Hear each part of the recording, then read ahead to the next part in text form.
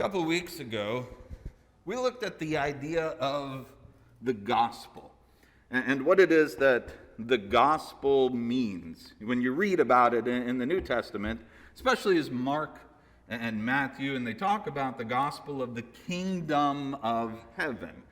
And usually when we think about the gospel, we have a tendency to think in terms of my personal salvation. That it's good news that I have been saved. It's good news that the cross happened. But what we find is there's a different nuance that's given with the gospel in the New Testament. Remember, the word gospel, it's not a Christian word. It's a word that was in place. It was talked about even before the cross. In fact, we looked at the inscription, the Prian calendar inscription from 9 BC. That used the word gospel to specifically talk about the coming of the emperor. And it's almost as if Christians said, you want to talk about a king and that king coming being good news? Forget about those Roman kings. Have we got a story for you? You think your king is great? Wait till you find out the real good news. And yes, that gospel, the good news, it brings about salvation. Salvation's a part of it, but it's more celebrating the king who has brought liberty than necessarily celebrating the liberty in absence of the king. You see, when you read through Matthew, what you see is Matthew's talking about the coming of the king and the kingdom, and not a kingdom as a place with borders. It's a kingdom describing what the king rules over. The king rules over his subjects. So at this point, and last week we had our scripture reading service in which I didn't coordinate with Mike at all, but he did a fantastic job picking out exactly the passages that we should talk about.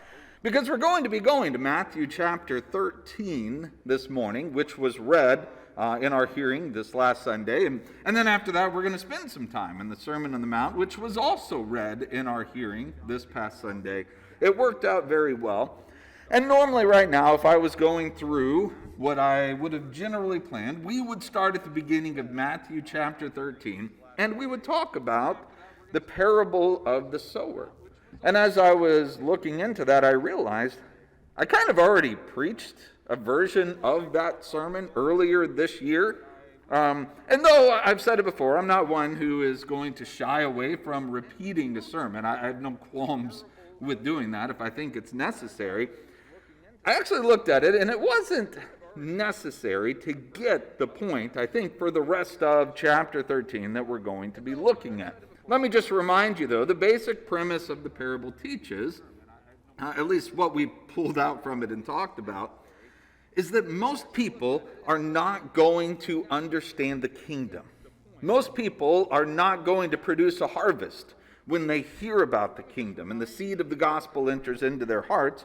Remember, the seed is the word concerning the kingdom. It's not just the word of the cross. The seed is the word of the kingdom, the gospel. And Jesus teaches about the kingdom in very mysterious ways. He makes it clear that he does so specifically so that not everyone is going to understand it. Only those who are going to take the time to ask and then seek out the answers. But there's going to be many who will not. Specifically, those pesky scribes and Pharisees who keep coming up over and over and over again throughout the Gospel of Matthew. So again, how is it that Jesus separates? Well, he begins by telling parables. But Jesus doesn't stop with simply the parable of the sower in Matthew chapter 13. In fact, the entire chapter is filled with parables. And often we have a tendency to read these and dissect these and look at these without actually connecting them all together and seeing they're all in the same context. So, in the context of the rest of Matthew chapter 13, or the beginning, the parable of the sower, we're going to continue to look at the next few parables of the kingdom in Matthew 13, which are going to continue this agricultural theme, particularly noting Jesus' focus on the parable of the wheat and the weeds. Good morning. Boy, it's a weird morning this morning. but it's good to be here. It's good to be connected. And I tell you what, it seems as if we've got an awful lot of things that are trying to fight against us, an awful lot of things that are trying to separate us or divide us or whatever the case is, keep us from the comfort that we share with one another. But we're getting through it. And we definitely are this morning. I'm really glad that we have this technology that's available to us. And keep in mind as well, if you are on the receiving end of this technology this morning, this is our first time trying some things here, and I hope it works well. I really do. It may not. So if you are, especially if you're on Zoom right now and there's any kinds of problems, I don't know, I'm not monitoring it, but if you do, that link that I sent out earlier has the Zoom but also the YouTube link on it. And if you need to switch to the YouTube link, that is available to you. So just making sure if you click on that, it'll pull up YouTube and you'll be able to get to it. But hopefully things are working out okay. And really, it's just a means of making sure we're connected, that we know we're together. Because there's an awful lot of reasons why we might feel lonely at this point in time. And I hope that's not the case. And if you're part of this church and you might start to feel lonely, the whole COVID thing is really annoying you, and the smoke makes it to where you're not going outside and you've got no connections or anything else, just know this: you're not alone. You are loved, and we're here. So lots of people that could talk to you, reach out, let us know, and let us help if that is the case.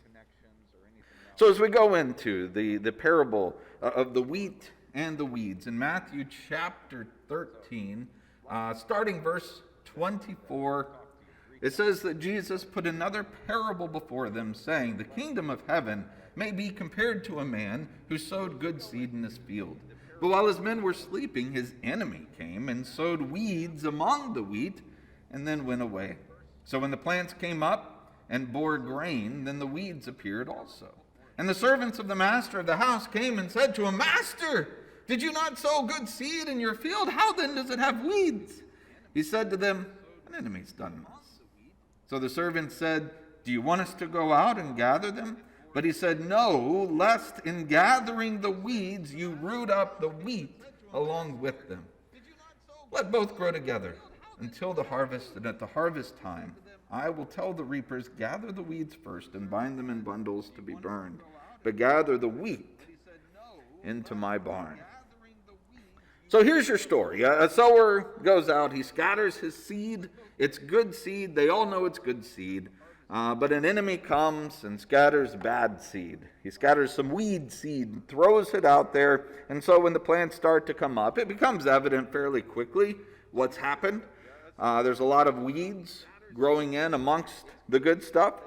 And we might possibly, although I will say in places where I have talked about this before, we should say, are more agrarian, I think, in this area than in some other places, understanding, the idea of wheat. But even then, the way we do things now is drastically different to the way that things were done in prior times. So even with the limited amount of connection, that I had, even growing up on a small farm as a kid, I think we can all at least acknowledge how annoying this situation would be. That come out and you expect a huge harvest, and instead there's a bunch of weeds coming in. And so a lot of work goes into getting that soil perfect, preparing the seed, and then it's all undone. The perfection that you find in the garden is now far from perfection. And that is the problem that's seen. Of course, the servants ask him, "Did you do this?" Of course, the answer is no, but he does know who did. An enemy has done this. He knows exactly what's happened here. So the servants, anticipating the emotional strain on the master, volunteer to undo what's been done. which would have been a very difficult task, like doing a full harvest. I mean, that's basically what's at stake here, but the master stops. Not because he's trying to save them from work necessarily, but he's trying to make sure that he saves the good plants. The root systems of the good, the bad, they are intertwined. Rooting out some might pull up the other. The safety of the good is more important than getting rid of the bad. And even more at that point, the plants looked a lot alike. If you pulled one, you might have accidentally pulled the wrong one by accident. So he reminds them there's going to be a time for harvest. At that point, then go through and in the future pull all the bad ones and then take care of it. But for right now, in the here and now, it's safer just to let things be. Then the good are going to go into barns, the bad will go into fires to be burned. Now, if you remember what I was saying just a second ago about the parable of the sower, and Jesus speaking to them in parables, consider this. Why did he do that again? Why does he teach in this way? Well, sometimes it was very specifically to separate the ones who are going to get it and understand it and act on it from the ones who would not. And there are some parables that you look at, they're pretty self-explanatory. But then there are some that just aren't. Consider this for just a second. I'm just going to tell you a story here. There's a story of a man who in an airport, he had a very long time before, about an hour and a half or so between flights as he was connecting. So he went to the nearest shop that they had in there, and he purchased a magazine, and he thought, I'll get a box of cookies as well for the flight. And so then he sat down, found a table and sat down. But the airport was pretty crowded. Social distancing wasn't a thing for them at that point. So being in a crowded area, another man also sat down at the table across from him. They looked at each other, smiled, acknowledged one another's presence, and then the man just went back to reading his magazine until he heard the crinkling of plastic. He looked over his magazine and looked down to see that man across the table was opening up his package of cookies. And he thought, wait a second, I bought those to save for my flight. I mean, he was frozen by the audacity of this second man who proceeded not only to open up his cookies, but to pull one of the cookies out and begin to eat it. Yeah, he saved these things for his flight. So giving the second man the benefit of the doubt, he realized, look, I placed the cookies in the middle of the table, even slightly closer to the other side. It kind of looks like maybe somebody had left them there. Maybe the guy just didn't understand or thought that it was communal property. Okay. Perhaps then what he should do, he just kind of pulled the cookies a little bit closer to himself just to make sure the other man knew, hey, these are kind of mine. And then he pulled one out himself to make a show of him eating it, to say, hey, these aren't just left here for you. These are my cookies. Well, now this kind of turned into a battle of the wills, because then, after the first man kind of looked at him and took a second cookie and began to eat it.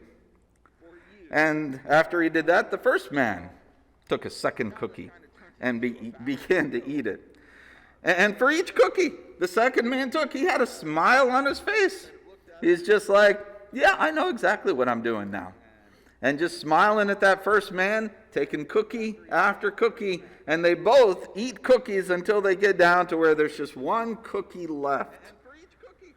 With horror, that first man watched that second man reach in, grab that last cookie, and he broke it in half, and he extended half of his cookie to him as if he was doing him a favor by giving him half of it. Well, this is just infuriating, this man who took the second half of the cookie. And by the time then the second man left, the first man was on the verge of actually saying something passive-aggressive in this moment. And then he realized the time. He needed to get to his gate. His flight was about to leave, so he reached down, he picked up his coat, and picking up his coat, he saw sitting on the bag under his coat his package of cookies that he had bought and had set down there and covered with his coat.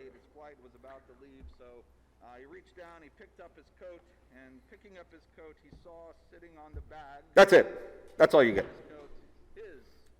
What does that story mean? What lesson are you supposed to get from that story? What do I want you to understand from having told that story? Can you see how difficult it can be?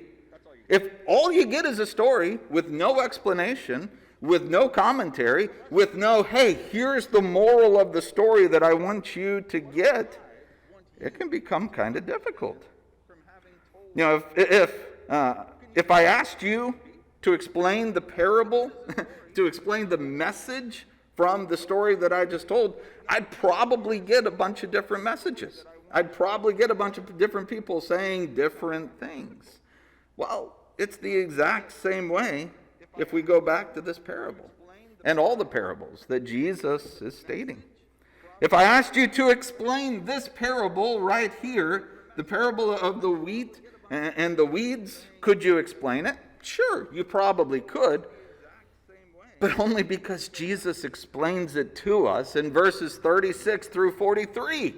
Without the explanation from Jesus, I think we would have had a much more difficult time understanding exactly what Jesus is getting across here.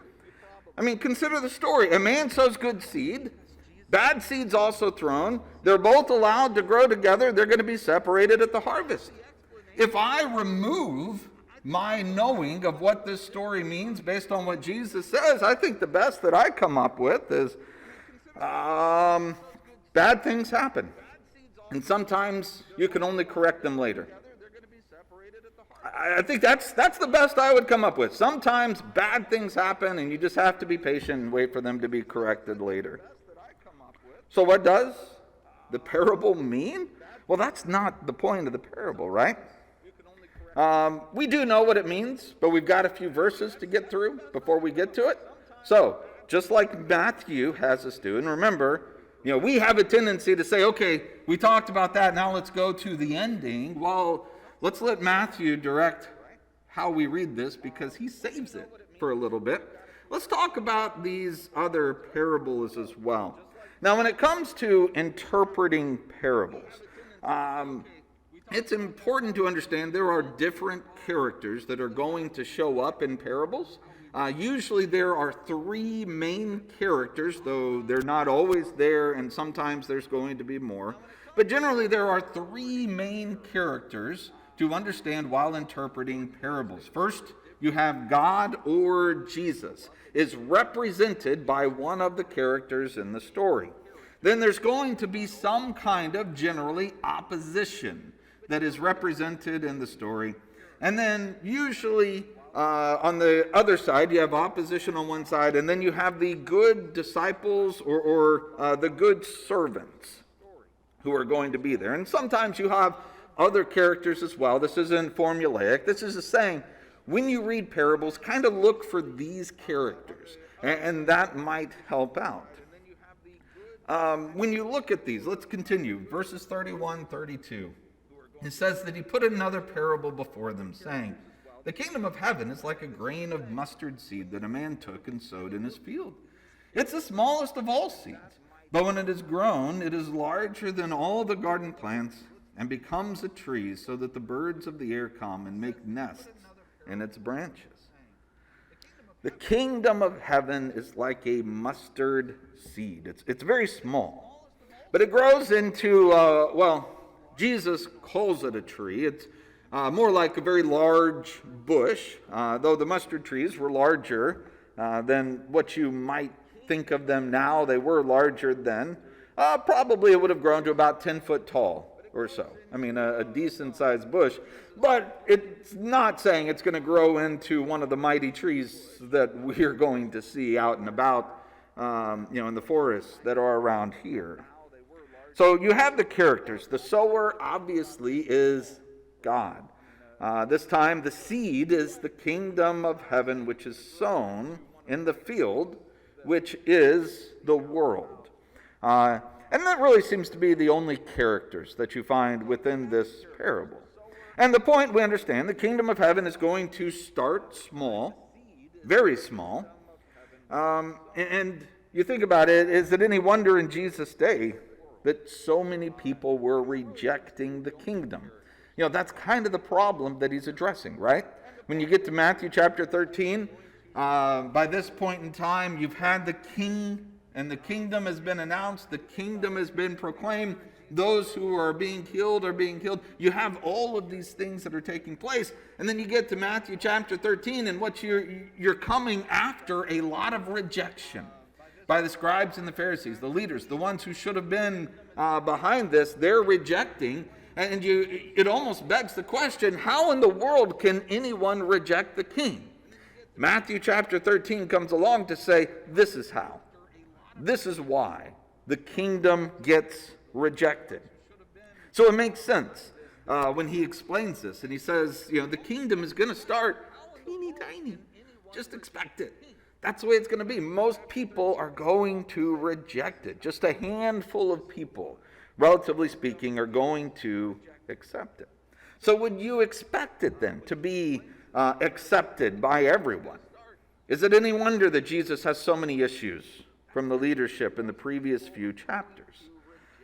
So, those starting small, he says right now you probably can't see it, but it's going to be huge, relatively speaking. Yeah, there are still many, he says, who are rejecting it, but that does not mean that the life of the kingdom is going to be short-lived. Just because after Jesus is gone, there's just a relative few who are in that upper room. When the Holy Spirit came upon them, it is a tiny group that's there compared to the world. But don't let that make you think that it's going to be squashed easily. It will grow and grow and grow and be like the mustard tree as it's compared to the seed. So don't use momentary rejection and opposition as an indication of what it's always going to be like. Well, we continue on then into verse 33. He told them another parable. The kingdom of heaven is like leaven that a woman took and hid in 3 measures of flour till it was all leavened. Here Jesus is kind of leaving the agricultural analogies and speaks about leaven, which perhaps we're a little more familiar with. A woman puts leaven into some flour and it becomes leavened. That's your story. Again, you really have just one character, God, and God is putting the kingdom of heaven into the flour, into the world, so that it changes it. And those of you who've spent some time baking, you understand how leaven works. How much time does it take for that leaven to work through and do what it's going to do to change the flour? Well, first of all, how much leaven does it take? I mean, you don't have to dump a whole bunch in, right? Just a little leaven leavens the whole lump of dough. And once it infects that dough, there is no going back. It's there, and you can't change it at that point. And it's not immediate. It takes time to work. So Jesus says the kingdom is something very small at first, but over time it's going to cause a huge change in the world. And in time, Jesus says, but not right now, in time, it's going to be different. But right now, it's just a teeny tiny little bit of leaven that's going into the world. And so these are the parables given in this section. We see his message here. Don't worry about the opposition from the scribes and the Pharisees. That it looks like they're going to be successful in taking out what it is that Jesus is building. He says, no, they're not going to be successful at all. It may appear tiny and insignificant right now, but give it time, and it's going to be magnificent. So we've gone through these parables, but there's still one thing left that Matthew wants us to do, right? He wants to explain the parable of the wheat and the weeds. Beginning verse 36, Matthew 13, starting in verse 36. Then he left the crowds, and he went into the house, and his disciples came to him, saying, "Explain to us the parable of the weeds of the field." He answered, "The one who sows the good seed is the Son of Man. The field is the world, and the good seed is the sons of the kingdom. The weeds are the sons of the evil one, and the enemy who sowed them is the devil. The harvest is the end of the age, and the reapers are angels. Just as the weeds are gathered and burned with fire, so will it be at the end of the age. The Son of Man will send his angels. They will gather out of his kingdom all causes of sin and all lawbreakers and throw them into the fiery furnace. In that place there will be weeping and gnashing of teeth. Then the righteous will shine like the sun in the kingdom of their Father. He who has ears, let him hear." Again, verse 36 here sounds an awful lot like what we saw with the parable of the sower before, right? When the crowds left, the disciples came up to him. They're still scratching their heads, and they're trying to figure it out. And they say, "All right, we gave it our best bet, our best effort. What lesson did you want us to learn from that? What did it mean? What are we supposed to take away from this?" And remember, this question is why we know what Jesus meant with this parable. If they don't ask this question and they don't get the answer, we don't know either. I mean, we'd probably like to think that we're better at deciphering things than we are, and we say, "Well, I understood it without Jesus having said it." Well, probably not. He has to go into all kinds of detail and say, this character is this character is this character is this. And only then are you able to say, "Oh, well, it makes perfect sense now." But you see the characters. The sower clearly stated the Son of Man, that is Jesus. The enemy, the opposition is Satan. The servants are the angels of God. So this one has all those characters, but there's even more characters. The good seed, that's the sons of the kingdom. The weed seed, the sons of the evil one. And when it's explained in this way, the point becomes simple. Right now, there are both sons of the kingdom and sons of the evil one in this world together. God knows this, and he's fine with this. He has a future plan for separation that does not require separation to take place right now. But there will come a time in which God is going to gather the sons of the kingdom in, and he's going to separate them from the sons of the evil one. And the sons of the evil one are going to be gathered together, thrown into the fiery furnace, where there will be weeping and gnashing of teeth. But the sons of the kingdom are going to go into eternity with God. So why is this here? Why do we see this parable in this chapter, and then you have those two parables separating the parable and then the explanation? Why does Matthew wrap all of this in this way? Again, it has everything to do with the opposition that Jesus and his disciples have been facing in the previous chapters concerning the kingdom. How do you explain that? I mean, if you get it, if you think he's the Messiah, if you think this is the kingdom, then you're just going to be flabbergasted every time anybody stands in opposition, because it doesn't make any sense. Why would anybody stand in opposition to the Messiah? Why would anybody reject the gospel of the kingdom? How can people not only just say no thank you, but then stand in opposition of it, actively try to fight Jesus? It doesn't make sense, especially when it's the Jewish leaders of the day. They're the ones who should have been bowing before the king before anyone else. They should have seen it. They should have known it. They should have understood it. They should have acted upon it. And that's exactly what these parables are answering. Those in opposition to the kingdom, they're the sons of the evil one. What he's saying is the scribes and the Pharisees are some of those who are, surprise, sons of the evil one. And this would have been quite a shock to those Jews in the first century, but that is the stark reality.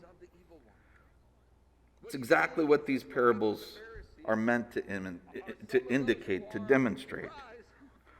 But even beyond that, is there anything that we can pull out from these parables to help us as well?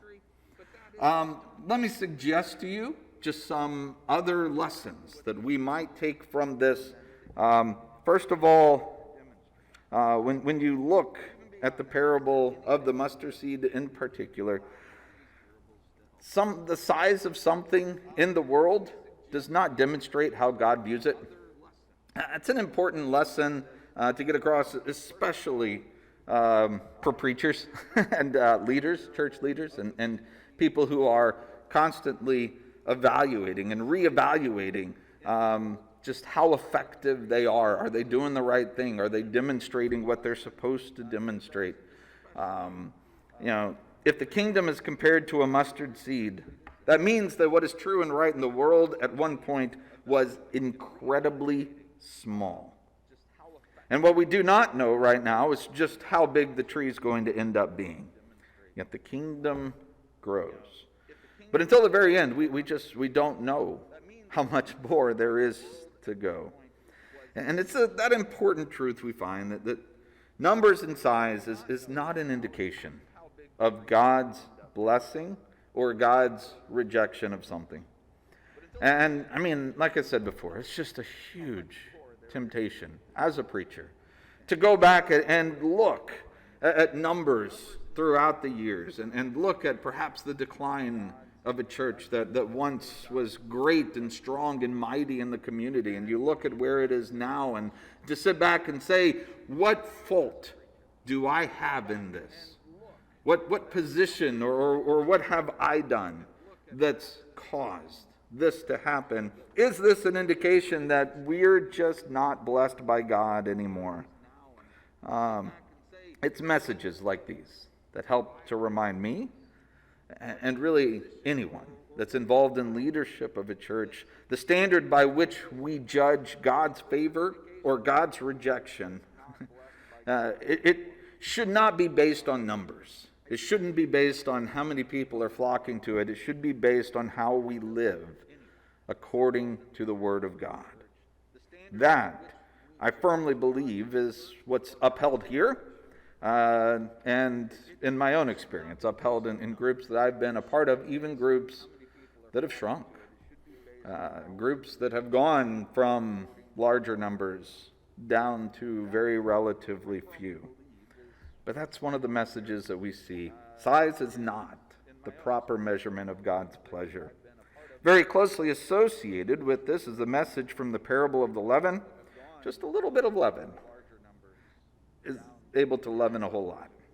It's very much like the last parable. The focus here is this one's on time. The kingdom entering into something and affecting it is not something that happens instantaneously. Whether that be in the world or whether that be in a single heart, it takes time. We as Christians in the kingdom, it's hard to be patient sometimes, isn't it? Especially if we're working on trying to bring the message of the gospel of the kingdom to someone, and we're spending time talking to them and trying to help them and move them along, and nothing seems to be happening. Or maybe it's a loved one who just continually rejects and rejects and rejects. It's difficult sometimes to be patient and to know that sometimes things work longer than our time frame and what we would hope for. It's not up to us to determine how long this will take.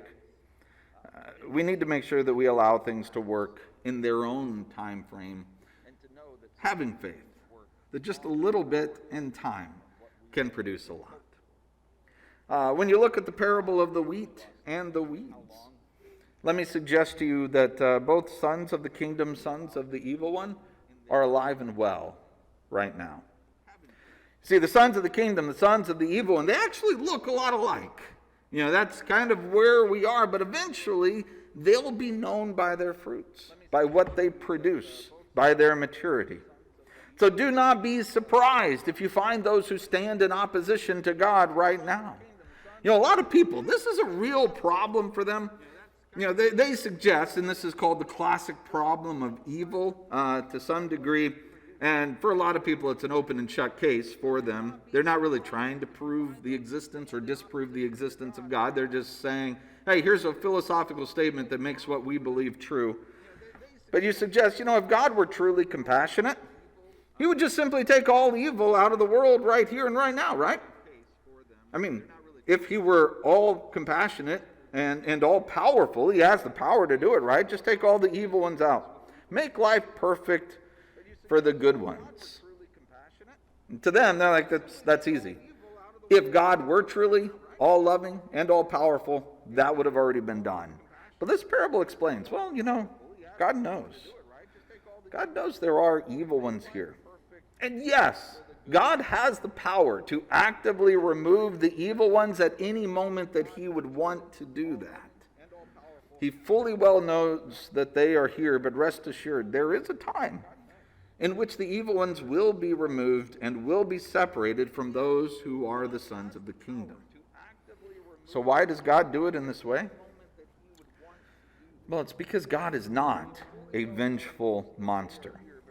He's not intent on just demonstrating his wrath.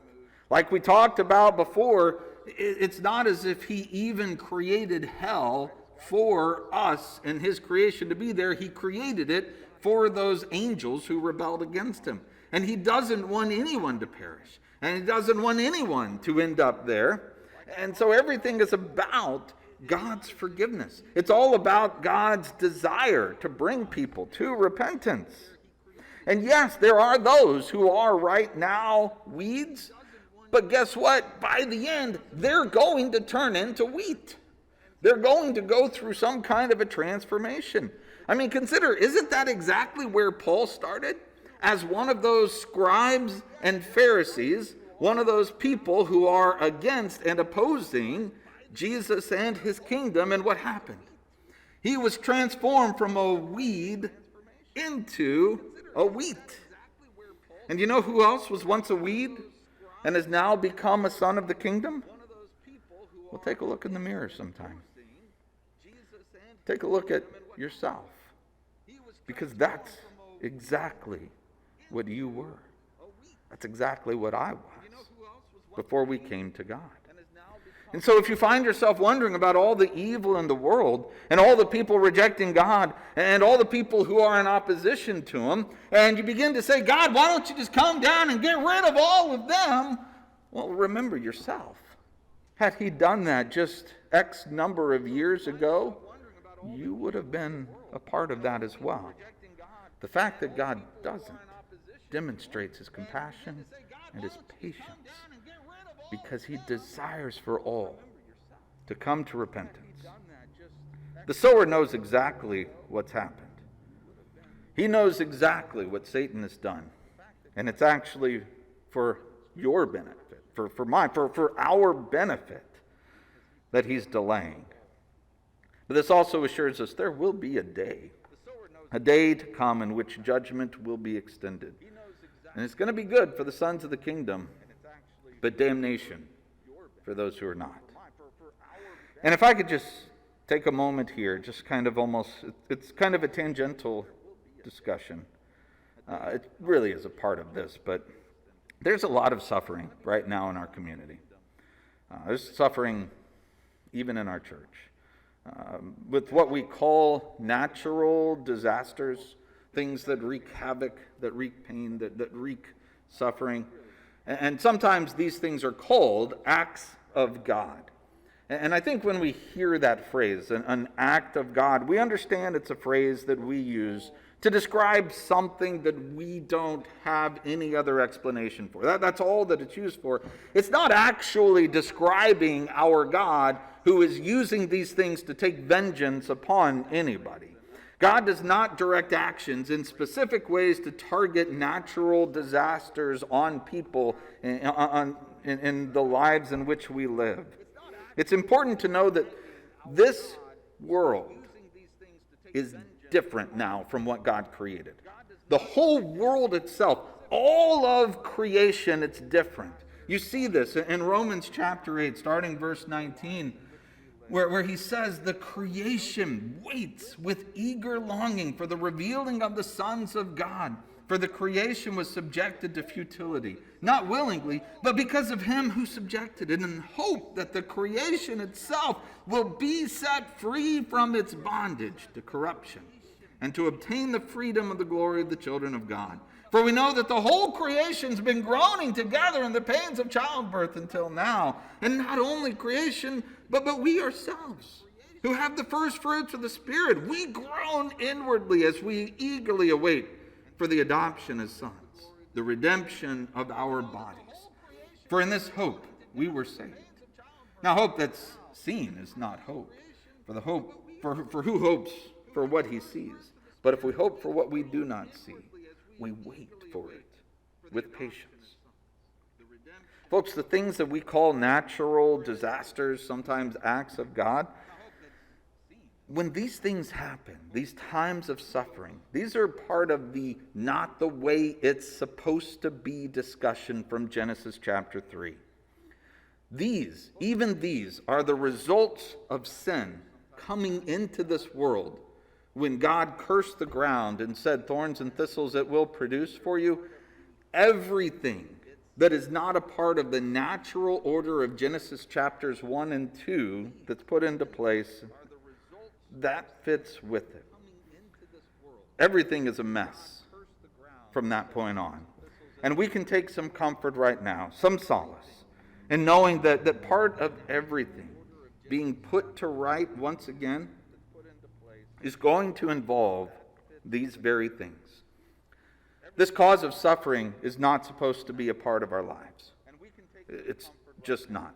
This suffering is not supposed to be a part of what we live with. And someday it's going to be taken away. Not yet. This is also part of what I think this idea of the weeds and the wheat and that separation in that time in which all that is wrong and bad and tied up with the Genesis 3, not the way it's supposed to be discussion, when all that is going to be done away with. So what we need to do is take some time, I think, this week to probably reach out, to connect with each other, to demonstrate just how much we appreciate each other in this time of pain and time of loneliness. Also remember how to comfort one another when we do. Oftentimes, just remember, you don't always have to have the right words. In fact, oftentimes, they're not the right words at all.